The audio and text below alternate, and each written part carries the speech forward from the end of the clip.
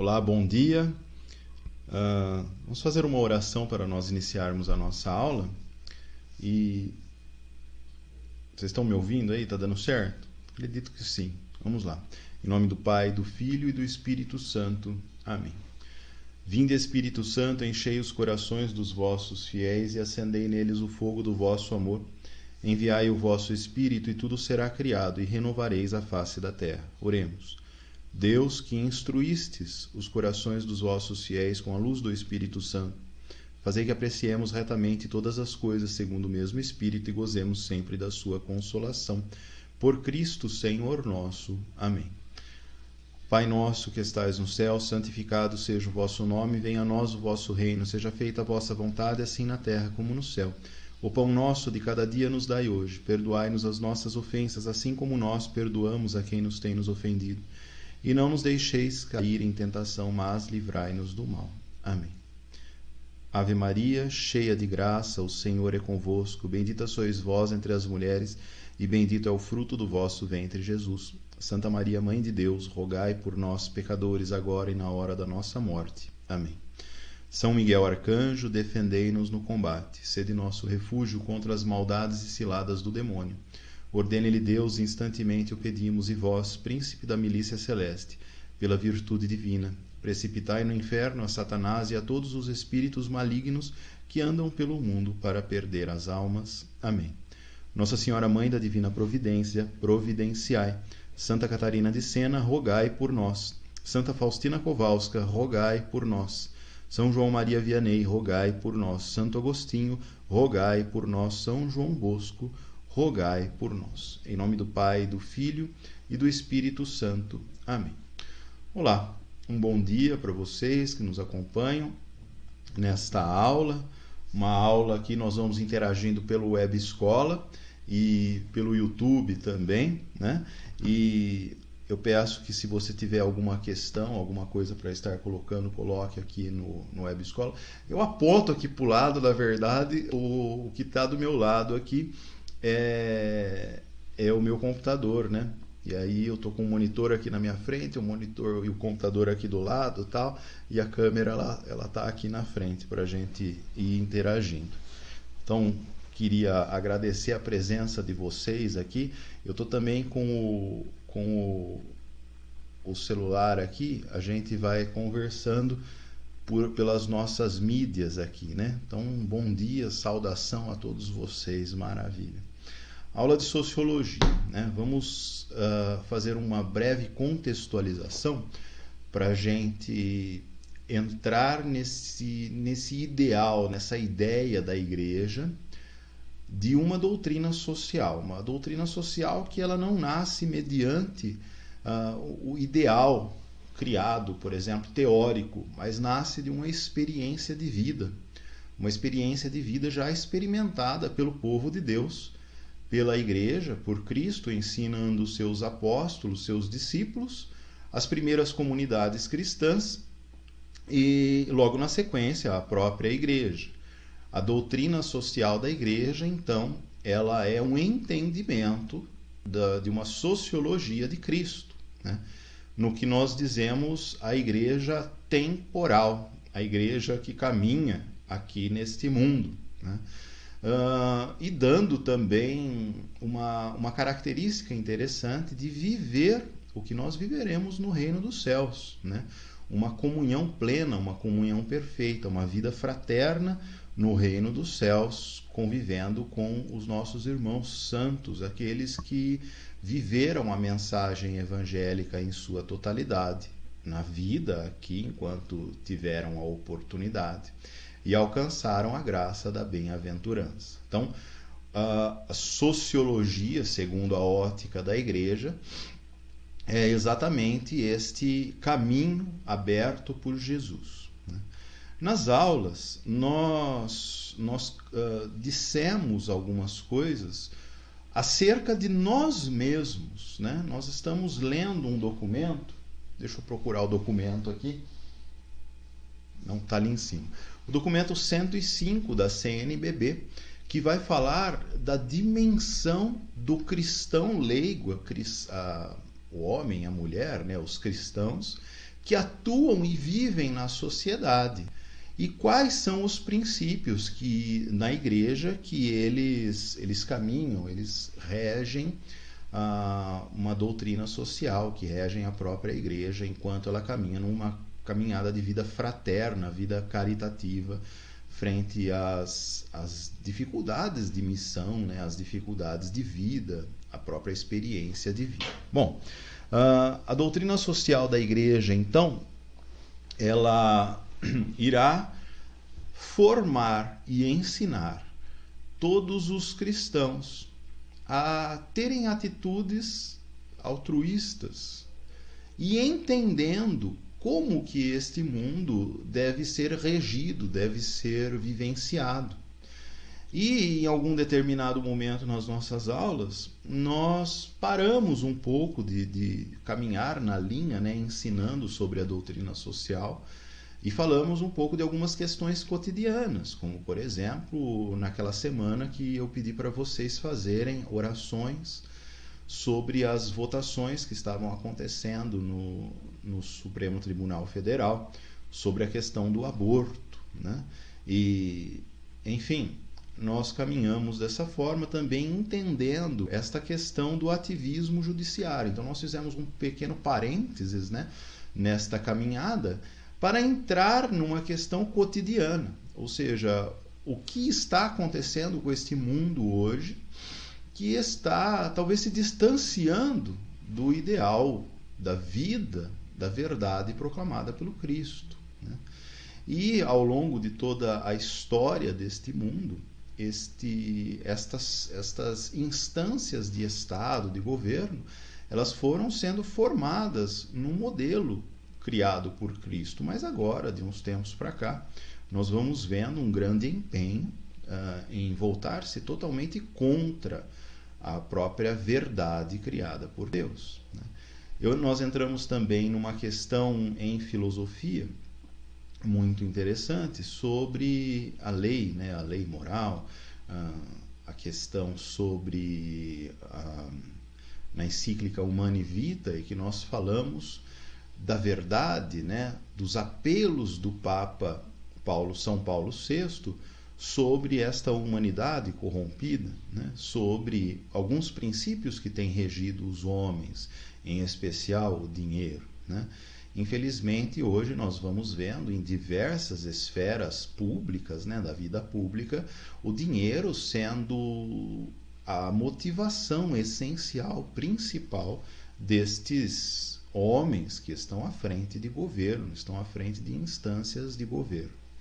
E aí, por causa destas questões, nós vemos que, de fato, não é possível servir a Deus e servir ao dinheiro. O próprio Cristo já dizia isso. E em toda a história, né, filosófica, há sempre uma discussão muito grande sobre isso, né? Sobre quem é o homem, quem é o ser, o que move este ser, o que motiva este ser, qual é a dimensão além deste ser, né? O que está além deste homem que faz com que ele transcenda, né? Faz com que ele viva uma realidade além dele mesmo, né? Só abrir o chat de volta aqui, por algum motivo ele fechou. Muito bem. Bom, então a doutrina social ela vai nos dar toda esta margem. Nós estamos discutindo aqui nesta primeira etapa, né, nestas primeiras aulas, sobre o homem, quem é o homem, quem é o cristão. No documento da CNBB, esse documento 105, nós vamos trabalhar bastante sobre ele, nós vamos percebendo que existe uma ênfase em evidenciar quem é o cristão, né? Não só na dimensão religiosa, não só na dimensão espiritual, das obrigações dogmáticas, doutrinais do cristão, da formação, mas também na dimensão humana, de viver o mandamento áureo, né? A caridade, o amor ao próximo, né? O próprio São Paulo coloca como esta é a graça que provém de Deus, como sendo o maior dom, né? O maior bem que nós temos, né? Fé, esperança e caridade, dentre elas a maior é a caridade. Enfim, a caridade de fato é a prática, é a vida prática do cristão. Agora, é necessário entendermos um pouco sobre isso, né? Por que a caridade é uma dimensão prática desta espiritualidade nossa, né? A dimensão prática da espiritualidade poderia ser o ato de rezar, a própria piedade, né? A virtude da religião. Mas por que a caridade se torna o maior, né? A resposta ela vai estar no primeiro capítulo de São João, né? da primeira carta de São João, o prólogo do Evangelho, né? Que nos coloca a presença de Deus. Quem é Deus no nosso meio? Deus é amor. Deus sendo amor, tudo que se afasta do amor, então, está se afastando sistematicamente, né, temporalmente de Deus. Então, este amor, ele deve ser vivido dentro de mim. E como que é possível viver este amor? Como que eu consigo realizar esta obra magnífica que vem de Deus? Em primeiro lugar, pedindo esta graça. Em segundo lugar, imitando o máximo que é possível o próprio Cristo. Perdoando, amando, cuidando, servindo, indo ao encontro. Todas estas instâncias, elas estão sendo discutidas neste documento 105 da CNBB, como em tantos outros, na verdade, para que nós possamos viver aquilo que nós fomos chamados. Nós fomos chamados a estar com o amor. Nós, com o amor, só nos realizamos nele. Então, quando eu amo, eu estou colocando em prática aquilo que minha alma se destinou a ser. E como que eu devo colocar em prática? Essa talvez seja a questão áurea, né? A principal questão. Amando, vivendo. Como que se ama? Amando. Não há outra solução, não há outro jeito. Então, um cristão, ele deve trazer na sua natureza cristã, por exemplo, um cristão, quando uma pessoa se torna cristã, né? Talvez por tradição. No nosso caso, no país, o Brasil é um país tradicionalmente católico, né? E muitas pessoas elas já nasceram cristãs. Mas isso nem sempre foi assim. Um cristão, ele recebia e recebe ainda, né, uma graça especial e particular de Deus. Ele era anunciado, ele era amado, ele era apresentado a uma pessoa. Interessante. O amor é uma pessoa. O amor é Jesus Cristo. Sim. Quando esta pessoa, Jesus, entrava em contato com uma outra pessoa, comigo, por exemplo, e amava esta pessoa, por exemplo, esta que vos fala, se sentia amada, se compreendia amada e desejava também amar. Porque esta é a primeira atração do amor, vamos colocar a atração entre aspas, né? O amor é atrativo neste sentido, ou seja, porque eu sou amado, porque eu me sinto amado, eu desejo amar. Os cristãos, então, eles entraram em contato com este amor e desejaram viver mais ainda neste amor. E como que era possível ser manifestado? Ora, é muito interessante. Então, num determinado momento, eu fiz uma pergunta para vocês, quais obras de misericórdia nós devemos colocar em prática para vivermos esta tal coisa, por exemplo, né? E a ação da misericórdia, ou seja, quando eu vou ao encontro do próximo, quando eu ajudo o próximo, sirvo o próximo, esta ação misericordiosa, ela penetra como uma graça muito grande e faz com que o outro se sinta amado e faz com que o outro se sinta de fato atraído por Cristo, por Deus, por este amor, e faz com que este consiga não só experimentar, mas viver isto. Esta é a dimensão do amor. O amor cativa-nos e nós desejamos também cativar, colocar em prática, amar e viver. Enfim, esta é a dimensão ao qual a doutrina social da Igreja ela vai nos apresentar diante de um grande amor. Mas eu dizia no começo desta aula, né, nesse comecinho de explicação, que esse amor, que existem algumas instâncias governamentais que estão como que manipulando, vivendo coisas contrárias, como por exemplo a questão do aborto, né? Matar uma vida indefesa em jus a uma ideologia, por exemplo, né? Ou a um partidarismo político, né? Então, esta história amorosa de uma apresentação a nós de uma pessoa que ama, ela se perdeu. E ela se perde. E isto é a ação do pecado nas nossas vidas. Cada vez que eu não amo, cada vez que eu me desencontro com este amor, desencontro, amar, seguir na mesma direção. Desencontro, seguir direção oposta. Vamos supor que o amor continue amando e eu vá ao encontro deste que quer ir ao meu encontro. Mas num determinado momento, este que vai ao meu encontro, eu desejo dar as costas e ir em outra direção. Mas o amor não deixa de me procurar. Mas eu muitas vezes viro as costas para o amor e não caminho em sua direção. Esta é a ação do pecado em nós. Esta é a ação do pecado na sociedade. E é isso que nós estamos vendo. Então, um diagnóstico para a nossa sociedade, para a sociedade em geral, seria exatamente este.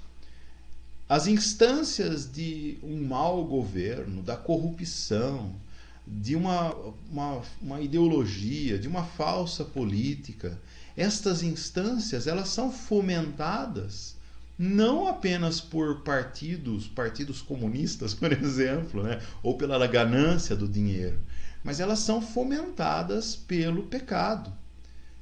E o pecado é o próprio demônio que nos incita a nós darmos as costas para este amor que nos persegue.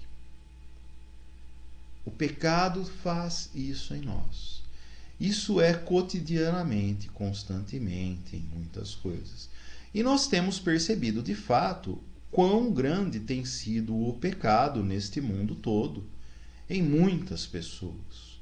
Pessoas desde as mais simples, menos instruídas, até as mais instruídas e com funções sociais, talvez, as mais importantes. O que é uma pessoa com uma função social a mais importante? É, por exemplo, um governante. É, por exemplo, um juiz. É, por exemplo, um professor, um médico. São pessoas que, nas mãos destas pessoas, passam inúmeras vidas. Então, pensem. Um professor tem a graça de lecionar. Este professor, para lecionar, ele tem que ser justo. E por justiça, não se pode ser justo se você não estiver ligado à sabedoria. A sabedoria, ela é uma graça que provém de Deus.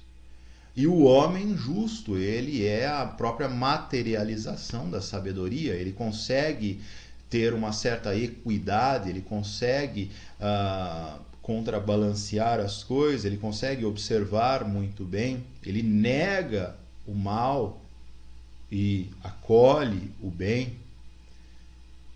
Uma pessoa justa, ela tem todas estas particularidades. Um professor que carrega nas suas mãos a mente dos seus discípulos, dos seus alunos, por exemplo, ele tem o dever de instruir-lhes na verdade. E instruir-lhes na verdade necessita constantemente que esta verdade esteja ligada, entendem? Ou seja, estar ligado é o princípio da religião. Estar ligado é a própria sabedoria que provém de Deus. Não há outra sabedoria que não venha de Deus. Há conceitos de sabedoria, mas a sabedoria provém de Deus.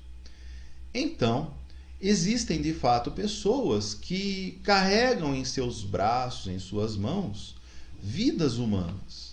Ora, um médico detém um poder sobre a vida de uma pessoa. Este médico, ele pode negligenciar a vida desta pessoa. Ele pode ajudar na vida desta pessoa. Ele detém um certo poder. Um juiz, ele tem o poder de julgar com a própria justiça e fazer valer a lei quando a lei falha. A lei moral, ela é inscrita nos nossos corações. Se nós pecamos contra esta lei, nós somos julgados por algum tipo de justiça. Isto é comum, é a justiça comum. E, de fato, o juiz detém um poder sobre todas estas coisas. Então, compreenda a gravidade que é não ser um profissional, mas ser um ser humano. Assim como nós estamos aprendendo em filosofia, o gravíssimo dever de transmitir a vida, há também uma certa gravidade em ser um ser humano. E talvez uma gravidade maior ainda em ser um cristão. E de fato há uma gravidade acima do normal em ser cristão. Ser cristão hoje exige de nós muitas coisas. Exige renúncia de todas as vontades, de todos os prazeres, de tudo o que for possível. Exige um conhecimento muito vasto. Exige uma dedicação a Deus muito grande também. Exige de nós uma constância, entendem? Tudo isso é exigido ao ser cristão. E, de fato, o mundo tem exigido isso dos cristãos. Porque nós vemos hoje, assim como está escrito, né? Se calarem a voz dos profetas, as pedras falarão. O que nós estamos vendo hoje é inúmeras pedras falando de diversos caminhos aí nos YouTubes da vida e etc. Esta pedra aqui que vos fala, né? Então nós temos visto o exemplo de pedras falando. E de fato, tudo isto tem ocorrido porque os cristãos estão como que emudecidos, calados, quietos, não falando de Deus. Ora, você que é cristão tem a obrigação de proclamar Deus todos os dias, em especial Jesus Cristo. Tem a obrigação de rezar, persignar-se, para que outros também vejam, para que outros sejam seduzidos e cativados por esse amor. Esta não é a maior porção do ser cristão. A maior porção do ser cristão é: não vos conformeis com este mundo, mas transformai-o. Nós não devemos estar em pró-conforme com as instâncias deste mundo. Então, quando você se tornar um profissional, um médico, um advogado, um pedreiro, um professor, dona de casa, pai, mãe, seja o que for, acima disto tudo, você deve ser cristão. Então, serás o melhor professor, não o melhor no sentido do mais vaidoso, aquele que vai ganhar um troféu e etc., mas o melhor para Deus e para o próximo. O melhor professor, o melhor médico, o melhor advogado, o melhor juiz, o melhor pedreiro, o melhor padeiro, o melhor leiteiro, melhor dona de casa, melhor pai, melhor mãe. Serás desta forma, porque os princípios que regem o teu coração são os mesmos princípios que fez com que Cristo entregasse a sua vida na cruz por amor por nós. Entendam que essa totalidade ela é vivida pela igreja há muitos séculos. E esta experiência de vida, escrita em palavras robustas e filosóficas, elas são descritas neste livro aqui, olha, Compêndio da Doutrina Social da Igreja. É parte do livro que nós estamos trabalhando, assim como o documento 105 da CNBB. Esse documento, texto, diversos documentos estão escritos aqui dentro, ele compõe com muitos documentos da Igreja, ele faz parte de uma tradição, de uma história de vida, de bens e princípios que regeram os cristãos ao longo de toda a história da tradição da Igreja Católica. E estes princípios, eles eram vividos em comunidade e particularmente dentro de mim, dentro de você, e quando nós estamos vivendo uma experiência de vida fraterna. E estes princípios, eles como que fechavam. O termo que me veio na cabeça é firewall. Ele dava um firewall, ele bloqueava coisas que saíssem daqui e viessem de fora. Não sei se o conceito que vocês têm de informática, mas um firewall é um muro, é uma muralha de fogo, uma parede de fogo que impede que as coisas aconteçam erradas de fora para dentro e saiam daqui de dentro para fora. A igreja, então, ela cria esse tipo de vacina para nós em nossas comunidades. Entenda. Então, um diagnóstico para este mundo que nós estamos vivendo, um diagnóstico talvez autêntico, é que todas essas instâncias que nós temos visto, essas instâncias principalmente políticas nesses dias de hoje, elas têm sido dominadas pelo pecado, porque o pecado está na pessoa humana. Ora, então, como devo fazer para que isso não se torne verdade? A passagem que me vem à mente é aquela do etíope, conversando com Filipe. E Filipe anuncia, prega, fala de Cristo. E aquele homem fala, olha, mas o que posso fazer para isso se tornar verdade em minha vida? E Filipe sabiamente diz, ora, basta que tu te convertas e crede no nome de Jesus, crede em Jesus Cristo para que Ele te dê esta graça. Basta apenas isso, e o resto é graça do Espírito Santo, é graça de Deus, é bondade divina, é esforço pessoal, é luta contra vícios e etc. Então, de fato, o que pode ser criticado e criticável em toda a sociedade, principalmente nas instâncias que regem a sociedade, é exatamente isto, é o demônio que se apropria das pessoas, da alma das pessoas, e faz com que elas, seduzidas pelo pecado, vivam esta pequena esfera de pecado em suas vidas. E aí não consigam olhar além de, entendam? Quando nós tivermos as aulas mais para frente em filosofia e falarmos sobre metafísica, nós vamos falar exatamente disso, o além de, ou seja, aquilo que está fora de uma coisa. Então, por exemplo, nós temos quem vive no pecado não consegue enxergar além de. Então, muito simples. Esses dias minha esposa ficou brava comigo.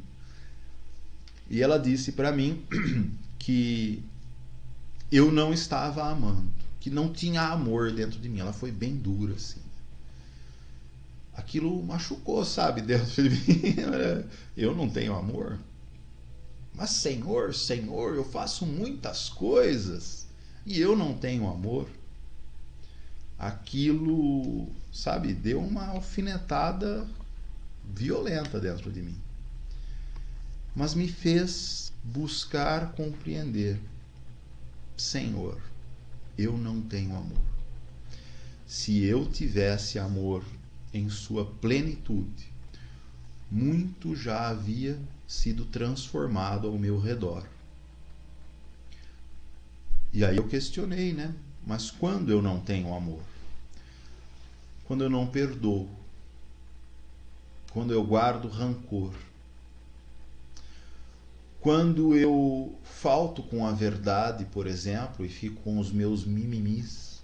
Eu estou numa idade, gente, que eu estou começando a ver que se eu não tomar jeito, eu vou ser uma pessoa futuramente cheia dos mimimi. Sabe, chega uma idade na gente que a gente começa a reclamar. Reclama de dor, de cansaço, do trabalho, do tempo, do dinheiro. Reclama, reclama, reclama. Isso vai crescendo dentro da gente os famosos mimimis. E aí a gente começa a perceber, se tivermos a graça, né, que não é possível viver uma vida dessa forma. Tudo isso é falta de amor. Tudo isso é um afastamento sistemático da caridade, do amor de Cristo. E nós não devemos ceder a isso, devemos lutar com força, se esforçando para se voltar contra estas coisas. Porque este coração amargurado, este coração que não ama, este coração que se afasta de Deus, pode se tornar um coração, uma pessoa que, afastada de Deus, pode ser um soldado do demônio, um soldado do pecado. E é isto que nós temos visto no cenário político, no cenário de governo, no cenário mundial, no cenário das grandes organizações. Então, qual seria a solução para este mundo, né? Nós temos assistido, eu tenho assistido particularmente, né, muita coisa sobre política, diálogos, o cenário atual político, né, e tudo mais. E tenho percebido muitas pessoas dando muitas ideias. Olha, nós precisamos, por exemplo, né, um filósofo brasileiro, nós precisamos partir para a pancadaria e ter uma ação enérgica, já passou da hora. Nós devemos dominar, né?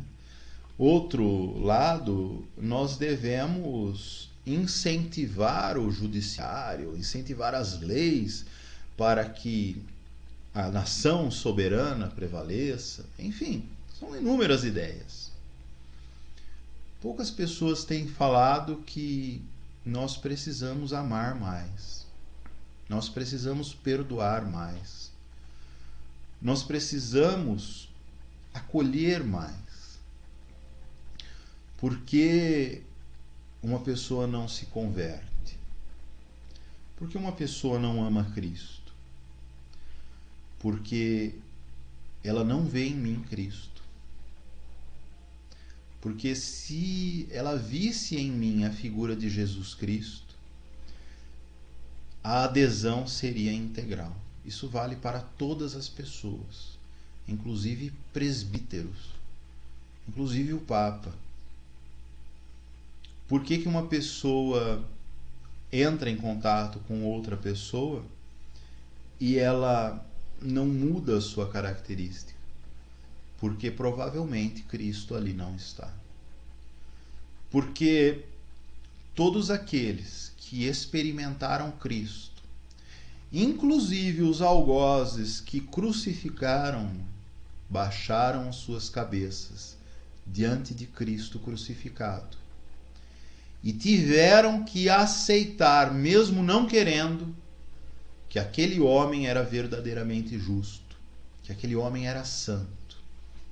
E havia uma dúvida em seus corações: será que eu não estou seguindo este Cristo?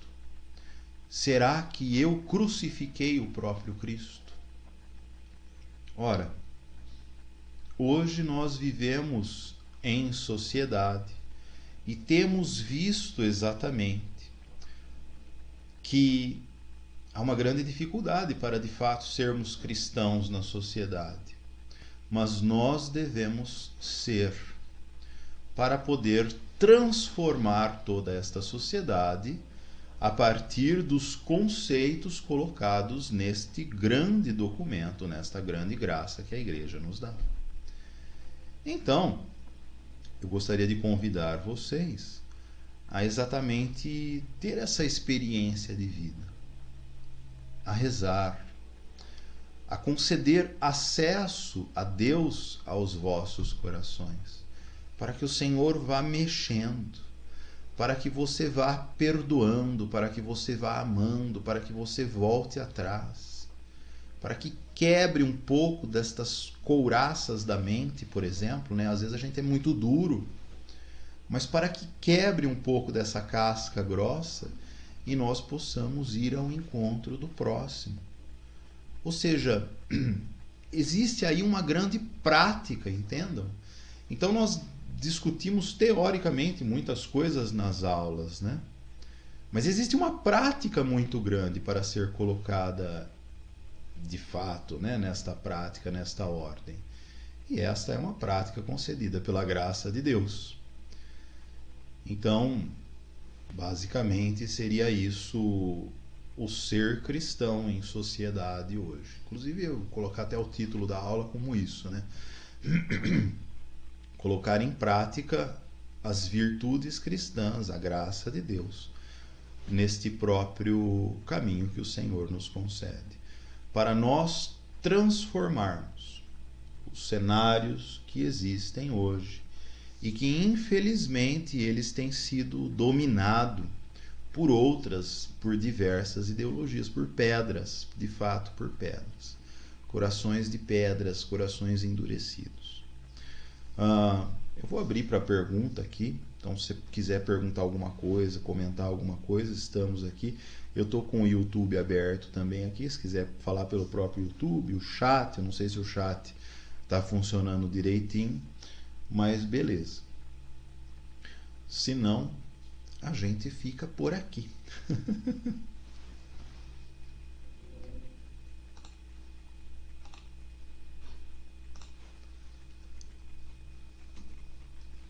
Fechei aqui o Web Escola. Vamos ver aqui.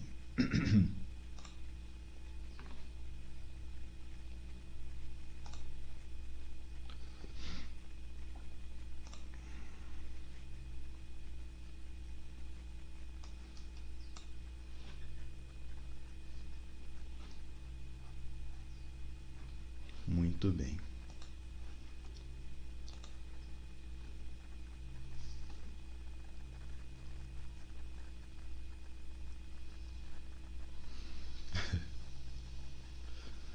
Bom, então, mais ou menos o caminho é esse, né? Nós transformarmos essa sociedade a partir desse testemunho cristão que provém de nós mesmos, né? E eis aí o caminho, eis aí a graça de Deus que nós podemos dirigir os nossos corações, né? Enfim, nós vamos ficando por aqui, então. Hoje não vou dar nenhum tipo de atividade, né? Eu gostaria de agradecer a participação, uma boa participação aqui na aula de hoje, né? Qualquer coisa a gente vai se comunicando, manda pergunta lá no fórum ou mensagem particular e tal, e aí a gente vai fazendo dessa forma. Deus te abençoe. Maria gere Jesus nos nossos corações. Até lá, em nome do Pai, do Filho e do Espírito Santo. Amém.